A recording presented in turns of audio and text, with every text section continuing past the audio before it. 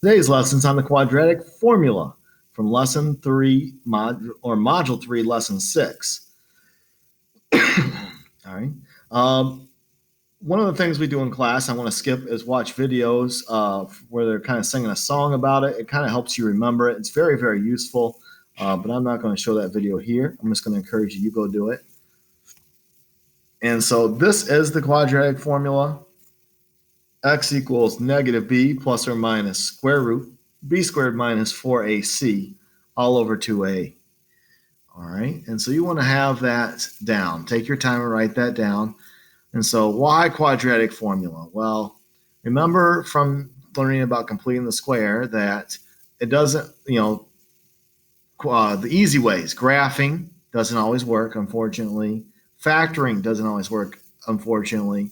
And then some of you didn't love completing the square. And so this is another tool in our toolbox that works every time. And so if you're ever on a problem that's a quadratic and you're stuck, you're not quite sure how to solve it, then go ahead and use quadratic formula. Right? And so that's why those videos to help you remember it are useful. But on our quizzes and tests, obviously, you'll have it as well. So just make sure you know how to use it. It's one of those things that isn't necessarily going to be hard, though it also is not going to be short. It's going to take some time. And I want to skip that first example and jump right in here because it's better if I get to using the quadratic formula. And so let's use this in example 2. So the first thing I want to do is identify A is 1, B is 4, and C is negative 17. I'm also going to write down over here that quadratic formula as a note for myself. And so negative b plus or minus square root b squared minus 4ac divided by 2a. And so now I want to plug in all that stuff over here. So negative b plus or minus square root b squared minus 4 times a times c all over 2a. And let's work it out now. Negative 4 plus or minus square root. 4 squared is 16. Negative 4 times 1 is negative 4 times negative 17 is positive 68 over 2. And so I'm at negative 4 plus or minus root 84 over 2. Now, before I start simplifying the fraction, I need to simplify the square root. And so I'm going to do it in red over here. The square root of 84 breaks up to 2 times 42, which is 2 times 21, which is 3 and 7. All right, so a pair of 2s. 1 2 gets out, 1 2 doesn't. The 3 and 7 are a loner, so they stay inside. And so that part really becomes 2 root 21. And so it really became negative 4 plus or minus 2 root 21 over 2.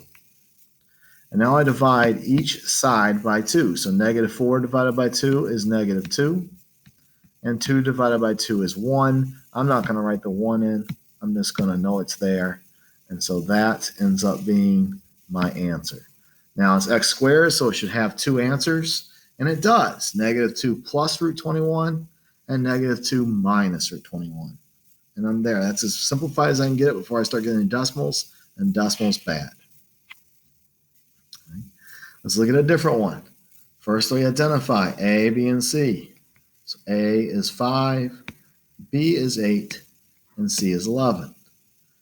And then x equals negative b plus or minus square root b squared minus 4ac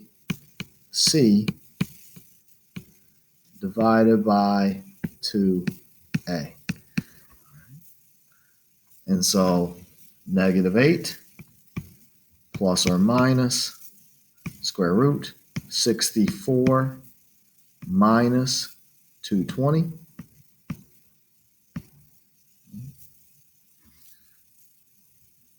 And 10 on bottom. And that's negative 8 plus or minus square root negative 156 over 10. Now, obviously, you could not have solved that by graphing. You cannot solve that by factoring. The negative inside the square root means that we're going to have an I. And so I'm going to work over here in green to simplify negative 156. And the first thing I'm going to pull out is negative 1, which that becomes an I. 156 breaks up to 2 times 78, which breaks up to 2 times 39. 39 breaks up to 3 and 13. And so pair of 2's. 1, 2 gets out. 3 and 13 are singles, so they're left in there. They'll combine back together and make 39. So I have 2I root 39. I still have the negative 8 plus or minus, and I still have the 10 on bottom. And this reduces, they're all even numbers, and so they all reduce. Negative 4 plus or minus 1I root 39 all over 5. And that is my answer there. All right. For this video, there is a U-try, and I can go over it in class, but I want to skip that right now in my class and just let you go right to the independent practice. Good luck.